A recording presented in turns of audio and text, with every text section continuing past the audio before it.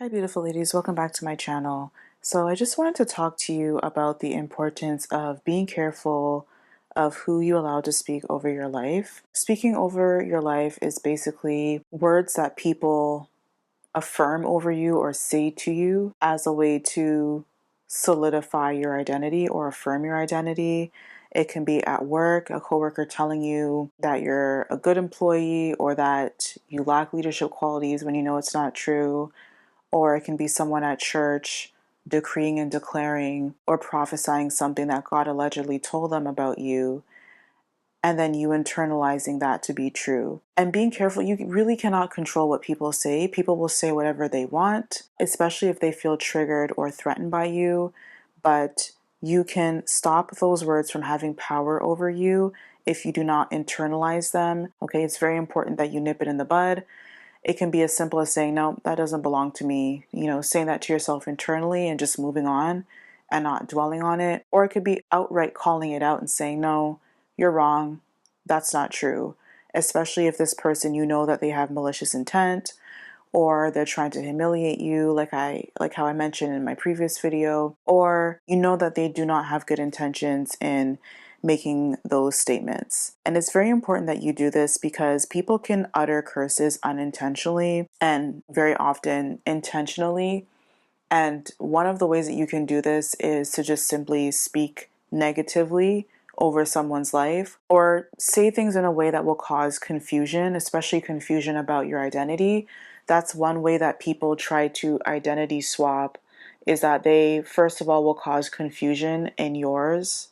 They will cause you to be confused about your own identity. And so, first of all, it's very important for you to be grounded in your identity, to know who you are, to know what you're about, to know what your likes and dislikes are, regardless of pushback or feedback from other people around you. That way, when people try to tell you otherwise and tell you, oh, you should be doing this, or are you sure, you're on the right path, you can confidently know within yourself that you are doing the right thing.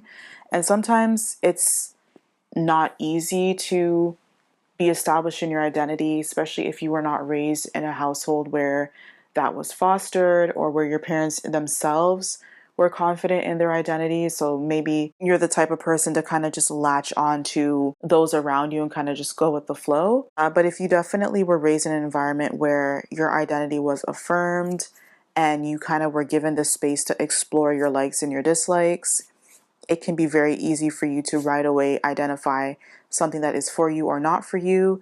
And so then it's easy for you to not internalize words that people speak over your life that are not true. Okay, if you're not self-aware or mature enough to understand what someone is saying to you, it can easily become a self-fulfilling prophecy where when the person says something, you then believe it to be true, or you're just not confident enough to know that distinction. And so then you start to act out as if it were true. So then you start to think like, oh, maybe what that person said was true. Maybe it's correct. Maybe I'm not that good of a leader in the workplace after all. Or maybe I'm not progressing that well in my fitness journey after all. When in fact, you are, but because you do not show every single aspect of your life to people, they don't know, and so they're judging you based on what they can see. So it's very important, if you do not have that foundation, first of all, to establish boundaries. Okay, don't feel the need to share everything with people, especially sensitive things. Really take a moment and think, what will I accomplish if I share this piece of information with this person? What is the outcome that I'm hoping to achieve in sharing this information with this person? Sometimes people have good intentions and they just want to connect with you on a personal level.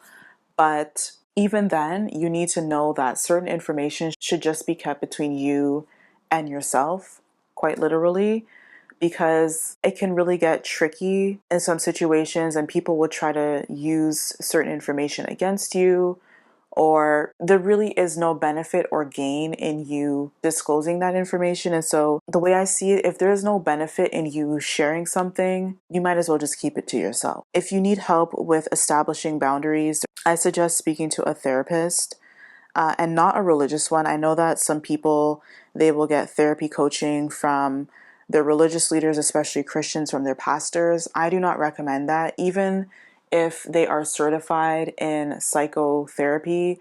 There is a huge difference in getting certified as a psychotherapist from a religious organization compared to someone who actually went to like a board state certified or country certified organization to become qualified and certified to practice psychotherapy. So get with someone who is a registered professional outside of religion if you want, so that you can really get to the meat and potatoes of why you feel the way that you do, why you think the way that you do, and why you internalize other people's words. Sometimes the reality can get muddled by religiosity when people introduce religious dogma and say, well, if you just pray, or, you should always recognize that not everyone has ill intentions. And while that may be true, sometimes in religious settings, they often dismiss your true feelings, and then you're not able to actually get the help that you need. And you end up being where you were before because you're kind of just told to just ignore it. It's also important to do the inner work. So, really tapping into your likes and your dislikes and allowing yourself to be confidently who you are, regardless of what people say. And I say this a second time because oftentimes as Black exoticals, we are demonized for being different. We're demonized for looking different, behaving differently. If we do not perform our Blackness as a quote unquote stereotypical Black person, regardless of your phenotype or admixture, you are demonized and kind of questioned, like, are you really Black, or you're an Oreo, or you're a bougie?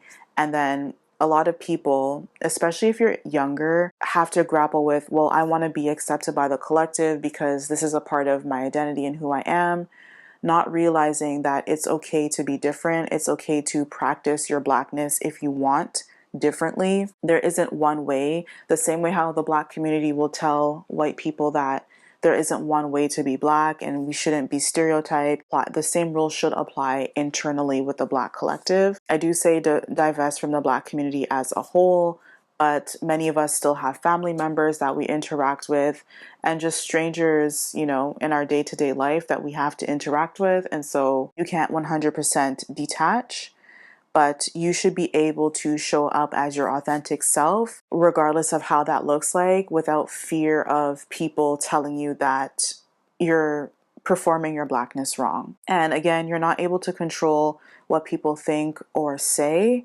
So you need to do the inner work to be confident enough to show up however you want to show up, and to tap into your likes and dislikes, regardless of what people think of you.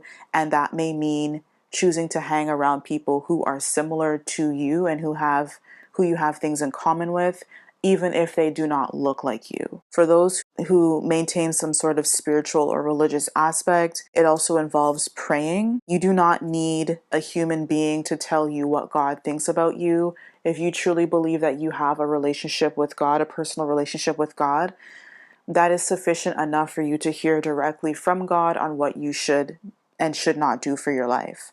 And I honestly received actual healing and deliverance and saw a lot of growth in my life when I detached from the church collective and doing things the way that the church told me to do things, and actually leaning into what I believe God told me to do. A sign that you can know that God told you to do something is if it's something that's persistent, if it's a persistent desire or thought that may be outside of what you're used to, or maybe it's something that you really have to take a step of faith in doing. Maybe it's something that's a bit intimidating or scary, but you do it anyway. And then you find that while you're going through the process, doors are opening, you're getting clarification, and it's like, you know what?